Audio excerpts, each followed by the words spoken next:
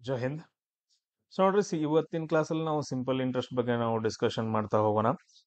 ತುಂಬಾ important exam point ವ್ಯೂಗ್ ಅಂತಂದ ಹೇಳಿ ನಾನು ಹಲವಾರು ಕ್ವಶನ್ಸ್ಗಳನ್ನ ಸಾಲ್ವ್ ಮಾಡ್ತಾ ಇದ್ದೀನಿ, ಹಲವಾರು ಕಾನ್ಸೆಪ್ಟ್ಸ್ಗಳನ್ನ ಆಲ್ರೆಡಿ ಹಾಕಿದ್ದೀನಿ.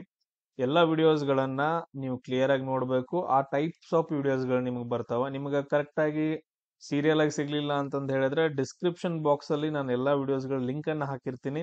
ಇಲ್ಲ ಅಂದ್ರೆ ಟೆಲಿಗ್ರಾಮ್ ಗ್ರೂಪ್ ಇರುತ್ತೆ, ಟೆಲಿಗ್ರಾಮ್ ಗ್ರೂಪ್ ಲಿಂಕ್ ಕೂಡ ನಾನು ಡಿಸ್ಕ್ರಿಪ್ಷನ್ ಬಾಕ್ಸ್ ಹಾಕಿದ್ದೀನಿ. ಅದ್ರಲ್ಲಿ ನೀವು ಜಾಯಿನ್ ಆದ್ರಿ ಅಂದ್ರೆ ಟೆಲಿಗ್ರಾಮ್ ಅಲ್ಲಿ ಎಲ್ಲಾ ವಿಡಿಯೋಸ್ಗಳು ನಿಮ್ಗೆ ಸೀರಿಯಲ್ ಆಗಿ ಸಿಗ್ತಾವ. ಈಗ ನಾವು ಸಿಂಪಲ್ ಇಂಟ್ರೆಸ್ಟ್ ಅಂದ್ರೆ ಏನು, ಸರಳ ಬಡ್ಡಿ ಅಂತಂದ್ ಹೇಳ್ತೀವಿ. ನಾವೇನಂತ ಹೇಳ್ತೀವಿ ಅಂದ್ರೆ ಸರಳ ಬಡ್ಡಿ.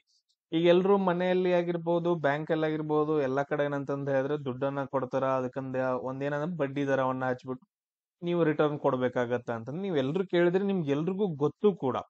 ಅದನ್ನ ನಾವ್ ಹೆಂಗ್ ಕ್ಯಾಲ್ಕುಲೇಷನ್ ಮಾಡ್ಬೇಕು ಅಂತಂದ್ ಹೇಳಿ, ಈಗ ಫಾರ್ ಎಕ್ಸಾಂಪಲ್ ಏನಂತಂದ್ ಹೇಳಿದ್ರೆ, ಇವಾಗ ನೀನೊಬ್ಬ ದೀಪ ಮನ್ಯಾಗ ನೀನೇನ್ ಮಾಡ್ತಿ ಅಂತಂದ್ ಹೇಳಿದ್ರೆ, ನಿನ್ ದೋಸ್ತಗ್ ಬಾಳ ಅರ್ಜೆಂಟ್ ಆಗಿ ದುಡ್ಡು ಬೇಕಾಗಿದಾವ ಅಂತ ಅನ್ಕೋ. ನಿನ್ ಹತ್ರ ದುಡ್ಡಿದಾವ, ನೀ ಏನ್ ಮಾಡ್ತಿ, 1,000 ರೂಪಾಯಿನ 1,000 ರೂಪಾಯಿಯನ್ನ ಏನ್ ಮಾಡ್ತಿ ಅಂದ್ರೆ ನಿನ್ನ ಫ್ರೆಂಡ್ಗ ಕೊಡ್ತಿ.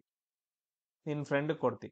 ನೀನ್ ಅವಂಗ ಏನ್ ಹೇಳ್ತಿ ಅಂತಂದ್ ಹೇಳಿದ್ರೆ, ನಿನ್ಗೆ ಎಷ್ಟು ವರ್ಷ ಬೇಕಪ್ಪಾ ಅಂತಂದ್ ಕೇಳ್ತೀನಿ ನೀನ್ ಅವಂಗ.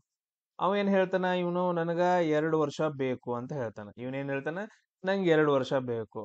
ಈಗ ನೋಡ್ಪ, ನಾ ಹಂಗ ಕೊಡಂಗಿಲ್ಲ. ಸೊ ಇದಕ್ಕೊಂದ್ ಏನಂದ್ರೆ ನೀನ್ ಇಂಟ್ರೆಸ್ಟ್ ಕೊಡ್ಬೇಕು, ಬಡ್ಡಿ ದರ ಐತಿ, ಅದಕ್ಕೊಂದ್ ನೀನ್ ಇಂಟ್ರೆಸ್ಟ್ ಕೊಡ್ಬೇಕಾಗತ್ತ ಅಂತಂದ್ ಹೇಳ್ತಿ. ಅವಾಗ ನೀನ್ ಏನ್ ಹೇಳ್ತಿ, ಅವಾಗ ನಮ್ಗೆ ಟೋಟಲ್ ಆಗಿ ಒಂದೊಂದೇನೋ ಇಂಟ್ರೆಸ್ಟ್ಗೆ ನನಗ ಬೇಕು ಅಂತಂದ್ ಹೇಳ್ತಿ. ಅವಾಗ ನೀನ್ 20% ಇಂಟ್ರೆಸ್ಟ್ ಅಂತಂದ್ ಹೇಳ್ತಿ. ಸೊ ನೀನೇನ್ ಹೇಳ್ತಿ, ಓಕೆ ನಾನ್ ನಿಂಗೆ 2 ವರ್ಷ ಕೊಡ್ತೀನಿ, 20% ಇಂಟ್ರೆಸ್ಟ್, ಅದಾದ ನಂತರ 1,000 ರೂಪಾಯಿ ಅಂತಂದ್ ಹೇಳಿ ನೀನ್ ಕೊಡ್ತಿ. ಅವಾಗ ಇವ್ನ್ ರಿಟರ್ನ್ ನಿಮ್ಗೆ ಎಷ್ಟು ಕೊಡ್ಬೇಕು, ರಿಟರ್ನ್ ಇವ್ನ್ ನಿಮ್ಗೆ ಎಷ್ಟು ಬಡ್ಡಿಯನ್ನ ಕೊಡಬೇಕು, ಅದಾದ ನಂತರ ಟೋಟಲ್ ಮೊತ್ತವನ್ನ ಎಷ್ಟು ಕೊಡ್ಬೇಕು ಅಂತಂದ್ ಹೇಳಿ ಕ್ವಶನ್ ಬರುತ್ತೆ. ಈ ರೀತಿಯಾಗಿ ನಮ್ ಕ್ವಶನ್ಸ್ ಗಳು ಬರ್ತಾವ. ನಾವು ಇವಾಗ ಚೆಕ್ ಮಾಡೋಣ. ಈಗ ಫಾರ್ ಎಕ್ಸಾಂಪಲ್ ನೋಡ್ರಿ, ಸೊ ನೀವು ತಗೊಂಡ್ ಹೋಗಿರೋ ಇದನ್ನ ನಾವೇನಂತ ಕರಿತೀವಿ ಅಂದ್ರೆ ಅಸಲು ಅಂತಂದ್ ಹೇಳಿ ಕರಿತೀವಿ, ಪ್ರಿನ್ಸಿಪಲ್ ಅಂತಂದ್ ಹೇಳ್ತೀವಿ. ಅಸಲು ಅಥವಾ ಪ್ರಿನ್ಸಿಪಲ್ ಅಂತಂದ್ ಹೇಳಿ ಕರಿತೀವಿ. ಎಷ್ಟು ವರ್ಷ ತಗೊಂಡ್ ಹೋಗಿದಾರ ಇದನ್ನ ನಾವು ಟೈಮ್ ಅಂತಂದ್ ಕರಿತೀವಿ. ಆಮೇಲೆ ಈಗೇನ್ ಪರ್ಸೆಂಟೇಜ್ ಅಲ್ಲಿ ಕೊಡ್ತಲ್ಲ, ಇದನ್ನ ನಾವು ಬಡ್ಡಿ ದರ ಅಥವಾ ರೇಟ್ ಅಂತಂದ್ ಹೇಳ್ತೀವಿ. ರೇಟ್ ಆಫ್ ಇಂಟ್ರೆಸ್ಟ್ ಅಥವಾ ಬಡ್ಡಿ ದರ ಅಂತಂದ್ ಹೇಳ್ತೀವಿ. ನಾವು SI ನ ಸಿಂಪಲ್ ಇಂಟ್ರೆಸ್ಟ್ ನ ಕ್ಯಾಲ್ಕುಲೇಷನ್ ಮಾಡೋಕೆ P × T × R/100 ಅನ್ನೋ ಈ ಫಾರ್ಮುಲಾವನ್ನ ಯೂಸ್ ಮಾಡ್ತೀವಿ. ಕ್ಲಿಯರ್ ಎಲ್ರಿಗೂ? ಸೊ ಇಷ್ಟೇ. ಇದನ್ನ ನಾವು ಇವಾಗ ಏನಂತಂದ್ ಹೇಳಿದ್ರೆ ಕ್ಯಾಲ್ಕುಲೇಷನ್ ಮಾಡ್ಬೇಕು. ನೋಡ್ರಿ, P ಎಷ್ಟೈತಿ, 1,000 ರೂಪಾಯಿ ಐತೆ. ಅಸಲು ಎಷ್ಟು ತಗೊಂಡ್ ಹೋಗಿದಾನ, 1,000 ರೂಪಾಯಿ ತಗೊಂಡ್ ಹೋಗಿದಾನ. ಟೈಮ್ ಎಷ್ಟೈತೆ, 2 years ಅಂತಂದೈತೆ. ಆರ್ ಅಂತಂದ್ ಹೇಳಿದ್ರೆ ರೇಟ್ 20% ಅಂತಂದೈತೆ, /100. ನೋಡ್ರಿ, ಈ ಜೀರೋ ಕ್ಯಾನ್ಸಲ್, ಈ ಜೀರೋ ಕ್ಯಾನ್ಸಲ್, ಈ ಜೀರೋ ಕ್ಯಾನ್ಸಲ್, ಈ ಜೀರೋ ಕ್ಯಾನ್ಸಲ್. ಎಷ್ಟಾಯ್ತು ನೋಡ್ರಿ, 100 × 2 200, 200 × 2 ಎಷ್ಟಾಗತ್ತಂದ್ರ 400. 400 ಏನಪ್ಪಾ ಅಂತಂದ್ರೆ ಇದು ನಮ್ದು ಬಡ್ಡಿ ಬಂತು. SI ಸಿಂಪಲ್ ಇಂಟ್ರೆಸ್ಟ್ ಅಂತಂದ್ ಹೇಳ್ತೀವಿ. ಅವ್ ಎಷ್ಟು ಎಕ್ಸ್ಟ್ರಾ ಬಡ್ಡಿಯನ್ನ ಕಟ್ಬೇಕು, 2 ವರ್ಷಕ್ಕ 400 ರೂಪಾಯಿಯನ್ನ ಕಟ್ಬೇಕು. ಅಂದ್ರೆ ಟೋಟಲ್ ಆಗಿ ನಿಮ್ ಫ್ರೆಂಡ್ ಇದ್ದಾವ, ನಿಮ್ಗೆ ಎಷ್ಟು ರೊಕ್ಕ ಕೊಡ್ಬೇಕು ಟೋಟಲ್, ಅದನ್ನ ನಾವು ಏನಂತ ಕರಿತೀವಿ ಅಂದ್ರೆ ಟೋಟಲ್ ಮೊತ್ತ ಅಂತ ಅಥವಾ ಅಮೌಂಟ್ ಅಂತಂದ್ ಹೇಳ್ತೀವಿ. ಅಮೌಂಟ್ ಈಕ್ವಲ್ ಟು ಏನಂತ ಹೇಳ್ತೀವಿ, ಅಸಲು ಎಷ್ಟು ತಗೊಂಡ್ ಹೋಗಿದಾನ, ಅದಾದ ನಂತರ ಬಡ್ಡಿ ಎಷ್ಟಾಗೈತಿ ಅಂತಂದ್ ಹೇಳಿ. ಇದೊಂದು ಫಾರ್ಮುಲಾ ತುಂಬಾ ಇಂಪಾರ್ಟೆಂಟ್ ಆಗತ್ತ. ಇಲ್ಲಿ ಅಸಲು ಎಷ್ಟಾಗತ್ತ, 1,000 ರೂಪಾಯಿ. ನಿಮಗ್ ಬಡ್ಡಿ ಎಷ್ಟು ಕೊಡ್ಬೇಕು, ಎಕ್ಸ್ಟ್ರಾ 400 ರೂಪಾಯಿ. ಅಂದ್ರೆ ಟೋಟಲ್ ಆಗಿ 1,400 ರೂಪಾಯಿಯನ್ನ ನಿಮ್ ಫ್ರೆಂಡ್ ನಿಮ್ಗ ರಿಟರ್ನ್ ಕೊಡ್ಬೇಕಾಗತ್ತ ಆಫ್ಟರ್ 2 years. ಈ ರೀತಿಯಾಗಿ ಏನಂತಂದ್ ಹೇಳಿದ್ರೆ ನಿಮ್ಗೆ ಕ್ವಶನ್ಸ್ ಗಳನ್ನ ಕೇಳ್ತಾರ. ಕ್ಲಿಯರ್ ಎಲ್ರಿಗೂ? ಎಸ್. ಸೊ ಅದಾದ ನಂತರ ನೆಕ್ಸ್ಟ್ ಸೇಮ್ ಅದೇ ರೀತಿಯಾಗಿರೋ ಕೆಲವೊಂದು ಕ್ವಶನ್ಸ್ ಗಳನ್ನ ನಾವು ಸಾಲ್ವ್ ಮಾಡ್ತಾ ಹೋಗೋಣ. ಇಲ್ಲಿ ನೋಡ್ರಿ, ವಾರ್ಷಿಕ 12% ದರದಲ್ಲಿ 18 ತಿಂಗಳುಗಳಲ್ಲಿ 4 ವರ್ಷ ಅಂದ್ರೆ 400 ರೂಪಾಯಿಗೆ ಎಷ್ಟು ಸರಳ ಬಡ್ಡಿಯನ್ನ ಗಳಿಸುತ್ತ ಅಂತಂದ್ ಹೇಳಿ ಕ್ವಶನ್ ನ ಕೇಳಿದ್ರೆ, ಇವಾಗ ಫಾರ್ ಎಕ್ಸಾಂಪಲ್ ಈ ತರ ಕ್ವಶನ್ ಐತಲ್ಲ, ನಾವು ಫಸ್ಟ್ ಮ್ಯಾಥಮೆಟಿಕ್ಸ್ ಅನ್ನ ಸಾಲ್ವ್ ಮಾಡ್ಬೇಕಂತಂದ್ ಹೇಳಿದ್ರೆ ಕ್ವಶನ್ ಅನ್ನ ಎನಾಲಿಸಿಸ್ ಮಾಡೋದು ಕಲಿಬೇಕು. ನಾನು ಕ್ಲಿಯರ್ ಆಗಿ ಹೇಳ್ತೀನಿ, ನಿಮ್ಗೆ ಮ್ಯಾಥ್ಸ್ ಸರ್ ನಮಗೆ ಮ್ಯಾಥ್ಸ್ ಸಾಲ್ವ್ ಮಾಡಕ್ ಬರ್ತಿಲ್ಲ ಸರ್, ಮ್ಯಾಥ್ಸ್ ಅರ್ಥ ಆಗ್ತಿಲ್ಲ ಅಂತಂದ್ ಹೇಳಿದ್ರೆ ಮೊದಲು ಕ್ವಶನ್ ಎನಾಲಿಸಿಸ್ ಮಾಡಕ್ ಕಲೀರಿ. ಕ್ವಶನ್ ಅಲ್ಲಿ ಏನ್ ಕೊಟ್ಟಿದಾರ, ಯಾವ ರೀತಿಯಾಗಿ ಮಾಡ್ಬೇಕು. ಈಗ ನೋಡ್ರಿ, ಈ ಕ್ವಶನ್ ಅನ್ನ ನೋಡಿದ ತಕ್ಷಣ ಎಷ್ಟೋ ಜನರಿಗೆ ಗೊತ್ತಾಗಂಗಿಲ್ಲ, ಬಟ್ ಅದ್ರ ಎನಾಲಿಸಿಸ್ ಮಾಡ್ರಿ. ಇದು ಯಾವಾಗ್ಲೂ ಏನಂತಂದ್ ಹೇಳಿದ್ರೆ ಪರ್ಸೆಂಟೇಜ್ ಅಲ್ಲಿ ಇರೋದು ಯಾವಾಗ್ಲೂ ಏನಂತಂದ್ ಹೇಳಿದ್ರೆ ಆರ್ ಅಂತಂದ್ ಹೇಳ್ತೀವಿ, ಅಂದ್ರ ಬಡ್ಡಿ ದರ ಅಂತಂದ್ ಹೇಳ್ತೀವಿ. ಇದನ್ನ ರೇಟ್ ಆಫ್ ಇಂಟ್ರೆಸ್ಟ್ ಅಥವಾ ಆರ್ ಅಂತಂದ್ ಹೇಳ್ತೀವಿ, ಬಡ್ಡಿ ದರ. ಈ 18 ತಿಂಗಳ, 1 year, 1 ವರ್ಷ, 2 ವರ್ಷ ಅಂತಂದ್ ಹೇಳಿ ಕೊಟ್ಟಿರ್ತಾರಲ್ಲ. ಸೊ ವರ್ಷ ಅಥವಾ ತಿಂಗಳ ಅಂತ ಕೊಟ್ಟರು ಅಂತಂದ್ ಹೇಳಿದ್ರೆ ಅದನ್ನ ನಾವು ಏನಂತ ತಗೊಳ್ಬೇಕು, ಟಿ ಅಂತಂದ್ ಹೇಳಿ ತಗೊಳ್ಬೇಕು. ಯಾವಾಗ್ಲು ಟೈಮ್ ಅಂತಂದ್ ಹೇಳ್ತೀವಿ, ಟಿ ಅಂತಂದ್ ಹೇಳಿ. ಇನ್ನು ಉಳಿದಿದ್ದು ಏನ್ ಬರುತ್ತಲ್ಲ, ಇಲ್ಲಿ ಸರಳ ಬಡ್ಡಿ, ಎಷ್ಟು ಸರಳ ಬಡ್ಡಿಯನ್ನ ಕೇಳಿದ ಅಂತಂದ್ ಹೇಳಿದ್ರೆ SI ಅಂತ ಕೇಳಿದ ಅಂತಂದ್ ಹೇಳಿದ್ರೆ ಇದೇನಾಯ್ತು, ಆಟೋಮೆಟಿಕ್ ಆಗಿ ಅಸಲು ಅಂತಂದ್ ಹೇಳಿ ಆಯ್ತು. ಈ ರೀತಿಯಾಗಿ ಎನಾಲಿಸಿಸ್ ಅನ್ನ ಮಾಡೋದ್ ಕಲ್ರಿ. ಎಲ್ಲಾನು ಗೊತ್ತಾಯ್ತಲ್ಲ ಇವಾಗ. ನಮ್ದು ಫಾರ್ಮುಲಾ ಏನೈತೆ, S I equal to P into T into R divided by 100 ಅಂತಂದೈತೆ. ಸೊ ಎಸ್ ಐ ಕಂಡು ಹಿಡಿಬೇಕೈತಿ, ಪಿ ಎಷ್ಟೈತಿ 4000. ಅದಾದ ನಂತರ ನೆಕ್ಸ್ಟ್ ಟಿ ಎಷ್ಟೈತೆ ಇಲ್ಲಿ ನೋಡ್ಕೋಬೇಕು. ಇಲ್ಲಿ ವರ್ಷದಲ್ಲಿ ಕೊಟ್ಟಿದಾನ, ಯಾವ್ದ್ರಲ್ಲಿ ಕೊಟ್ಟಿದಾನ, ಸರ್ ಇವನು ತಿಂಗಳಲ್ಲಿ ಕೊಟ್ಟಿದಾನ. ನಾವು ಯಾವಾಗ್ಲೂ ಅದನ್ನ ಏನ್ ಮಾಡ್ಬೇಕು, ವರ್ಷದಲ್ಲಿ ಕನ್ವರ್ಟ್ ಮಾಡ್ಕೊಬೇಕು. ಈಗ ಟಿ ಏನೈತಿ 18 ತಿಂಗಳು ಅಂತಂದೈತೆ.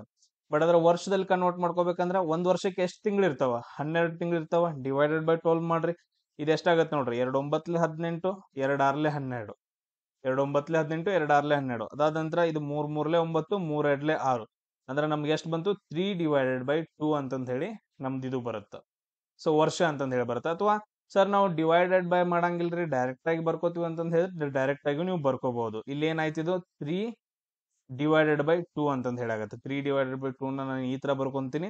ಆಮೇಲೆ ಟೈಮ್ ಬರ್ಕೊಂಡೆ, ಇನ್ನೇನ್ ಬರ್ಕೋಬೇಕು, ರೇಟ್ ಬರ್ಕೋಬೇಕು. ರೇಟ್ ಆಫ್ ಇಂಟ್ರೆಸ್ಟ್ ಎಷ್ಟೈತಿ, 12 ಐತಿ.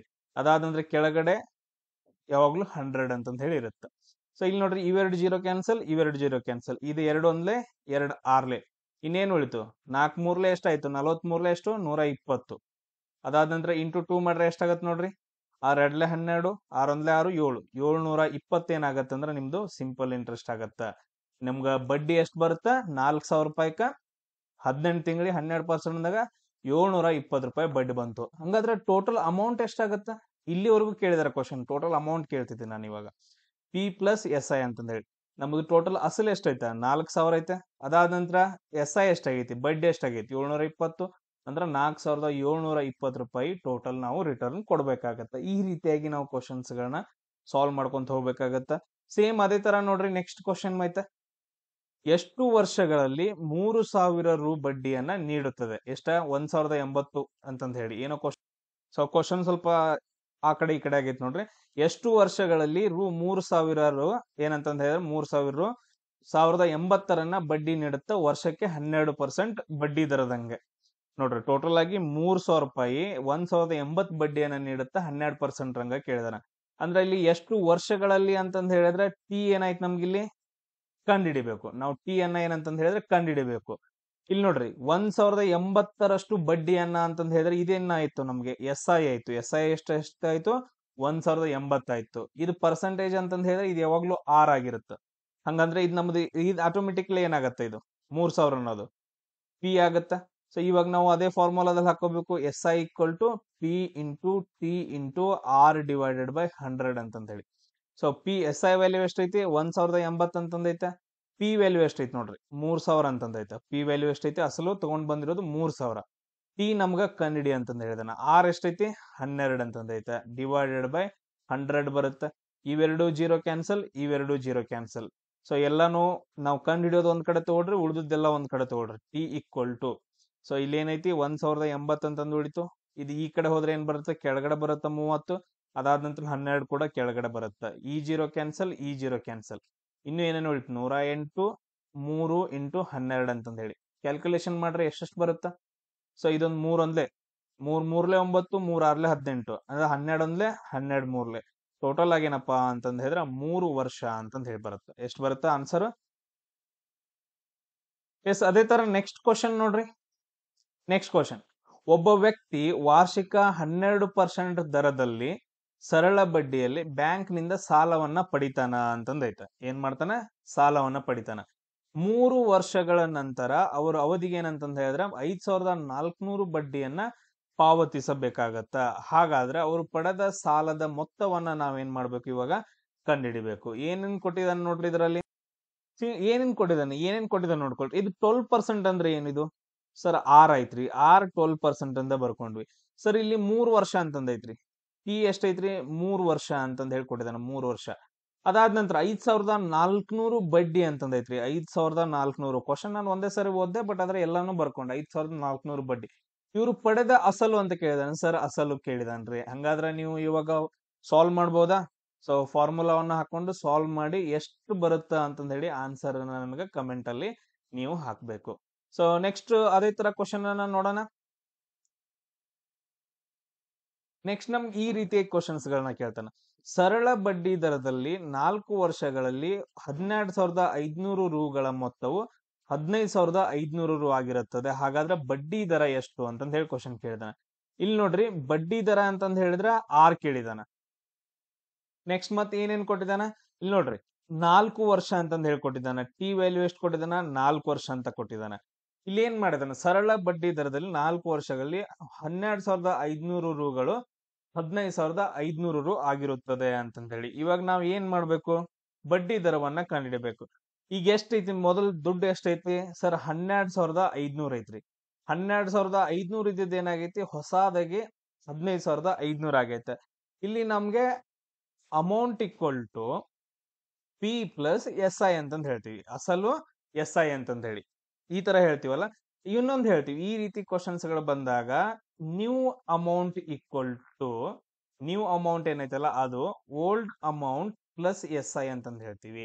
ಇಲ್ಲೇನ್ ಓಲ್ಡ್ ಅಮೌಂಟ್ ಐತಲ್ಲ ಅದಕ್ಕ ಎಸ್ ಐ ಅನ್ನ ಕೂಡ್ಸಿದ್ರೆ ಓಲ್ಡ್ ಅಮೌಂಟ್ ಅನ್ನ ನಾವ್ ಏನಂತ ಕರಿತೀವಿ ಅಸಲು ಅಂತ ಕರಿತೀವಿ. ಅದಕ್ಕ ಬಡ್ಡಿಯನ್ನ ಕೂಡಿಸಿದ್ರೆ ಏನಾಗತ್ತ ಹೊಸ ಒಂದು ಅಮೌಂಟ್ ಅಂತಂತ ಹೇಳಿ ಬರುತ್ತೆ. ಈ ರೀತಿಯಾಗಿ ನಾವು ತಗೊಳ್ಬೇಕು. ಇಲ್ಲಿ ನೀವು ಅಮೌಂಟ್ ಎಷ್ಟೈತಿ 15,500. ಓಲ್ಡ್ ಅಮೌಂಟ್ ಎಷ್ಟೈತಿ 12,500. ಸೊ ನಾವ್ ಇವಾಗ ಎಸ್ ಐ ಅನ್ನ ಕಂಡುಹಿಡಿಬಹುದು. ಎಸ್ ಐ ಅನ್ನ ಕಂಡುಹಿಡಿರಿ 12,500 ಆ ಕಡೆ ಹೋದ್ರೆ ಏನಾಗತ್ತ ಮೈನಸ್ ಆಗತ್ತ. ಮೈನಸ್ ಮಾಡಿ ನೋಡ್ರಿ 15,500ರಲ್ಲಿ ನಾವು 12,500 ಮೈನಸ್ ಮಾಡಿದ್ರೆ ನಮ್ಗೆ ಎಷ್ಟು ಬರುತ್ತ 3,000 ಅಂತಂದ್ ಹೇಳಿ ಬರುತ್ತೆ. ಎಷ್ಟು ಬರುತ್ತ 3,000 ಬರುತ್ತೆ. ಅದು ನಮಗೇನಾಯ್ತು ಎಸ್ ಐ ಅಂತಂದ್ ಹೇಳಿ ಬಂತು. 3,000 ಎಸ್ ಐ ಆಯ್ತು. ಇನ್ ನಮ್ಗೇನು ಡೈರೆಕ್ಟ್ ಆಗಿ ಕಂಡು ಹಿಡಿಬಹುದಲ್ಲ. ಸೊ ಇದನ್ನ ನಾವೇನಂತ ತಗೊಂಡಿವಿ ಇಲ್ಲಿ ನೋಡ್ರಿ ಓಲ್ಡ್ ಅಮೌಂಟ್ ನಾವೇನಂತ ಕರಿತೀವಿ ಪಿ ಅಂತ ತಗೊಂಡಿದೀವಿ. ಸೊ ಫಾರ್ಮುಲಾ ಏನೈತಿ S I equal to P into T into R divided by 100 ಅಂತಂತ ಹೇಳಿ. ಎಸ್ ಐ ಎಷ್ಟು ಬಂತು 3,000 ಅಂತ ಬಂತು. ಪಿ ಅನ್ನ ಓಲ್ಡ್ ಅಮೌಂಟ್ ನ ತಗೊಂಡಿದೀವಿ 12,500 ಇಂಟು ಟೈಮ್ ಅನ್ನ ಎಷ್ಟು ತಗೊಂಡಿದೀವಿ 4 ವರ್ಷ. ಆರ್ ಅನ್ನ ಕಂಡುಹಿಡಿಯಬೇಕು ಡಿವೈಡೆಡ್ ಬೈ 100. ಸೊ ನೋಡ್ರಿ ಈ ಜೀರೋ ಕ್ಯಾನ್ಸಲ್. ಸೊ ಅದಾದ ನಂತರ ನೆಕ್ಸ್ಟ್ ಇವೆರಡು ಜೀರೋ ಕ್ಯಾನ್ಸಲ್ ಆಗುತ್ತೆ. ಆರ್ ಒಂದ್ ಕಡೆ ಬರ್ಕೊಟ್ರು ಉಳಿದೆಲ್ಲ ಒಂದ್ ಕಡೆ ಕಳಿಸ್ರಿ. ಇದು 3,000 ಡಿವೈಡೆಡ್ ಬೈ ಕೆಳಗಡೆ 125 ಬರುತ್ತೆ ಇಂಟು 4 ಕೂಡ ಕೆಳಗಡೆ ಬರುತ್ತೆ. 5ರಿಂದ ನೋಡ್ರಿ ಹೋಗುತ್ತೆ 5 10 5 20. ಇದು 5 6 30 ಡಬಲ್ ಜೀರೋ ಹಂಗೆ ಬಂತು. ಇದು 5 5 25. ಇದು 5 1 5 5 2 10 120 ಬಂತು. ಇನ್ನು ಏನೇನು ಉಳಿತು ನೋಡ್ರಿ 120 ಡಿವೈಡೆಡ್ ಬೈ 5 ಇಂಟು 4 ಅಂತಂದೇಳಿ ಇನ್ನು ಹೋಗುತ್ತೆ ನೋಡ್ರಿ 5 2 10 5 4 20 4 1 4 6. ಸೊ ಆರ್ ಎಷ್ಟು ಬರುತ್ತೆ ಅಂತಂದ ಹೇಳಿದ್ರೆ 6% ಅಂತಂದ್ ಬರುತ್ತೆ. ಸೊ ನಾವು ಈ ರೀತಿಯಾಗಿ ಕ್ವಶನ್ಸ್ ಗಳನ್ನ ಎಸ್ ಐ ಒಳಗಡೆ ಸಾಲ್ವ್ ಮಾಡ್ಬೇಕಾಗತ್ತ. ಸೇಮ್ ಇದೇ ತರ ಡಿಫ್ರೆಂಟ್ ಆಗಿ ಕ್ವಶನ್ಸ್ ಗಳು ಬರ್ತಾವ. ಅವುಗಳನ್ನು ಕೂಡ ನಾನು ಇವಾಗ ನಿಮ್ಗೆ ಹೇಳ್ಕೊಡ್ತೀನಿ ನೆಕ್ಸ್ಟ್ ಪಾರ್ಟ್ ಅಲ್ಲಿ. ಎಲ್ಲಾ ವಿಡಿಯೋಸ್ ಗಳು ಬೇಕು ಅಂತಂದ ಹೇಳಿದ್ರೆ ಟೆಲಿಗ್ರಾಮ್ ಅಲ್ಲಿ join agri. Exam point of view ತುಂಬಾ ಇಂಪಾರ್ಟೆಂಟ್ ಆಗಿರೋ ಕ್ವಶನ್ಸ್ ಗಳಿವು. ನೆಕ್ಸ್ಟ್ ಕಂಪೌಂಡ್ ಇಂಟ್ರೆಸ್ಟ್ ಅದೇ ತರ ಹಲವಾರು ಟಾಪಿಕ್ ಗಳನ್ನ ಮಾಡಾಕ್ತೀನಿ. ಎಲ್ರಿಗೂ ಶೇರ್ ಮಾಡ್ರಿ. ಅದೇ ತರ ಸಬ್ಸ್ಕ್ರೈಬ್ ಆಗ್ರಿ. ನೆಕ್ಸ್ಟ್ ಕ್ಲಾಸ್ ಅಲ್ಲಿ ಸಿಗೋಣ. ಜೈ ಹಿಂದ್.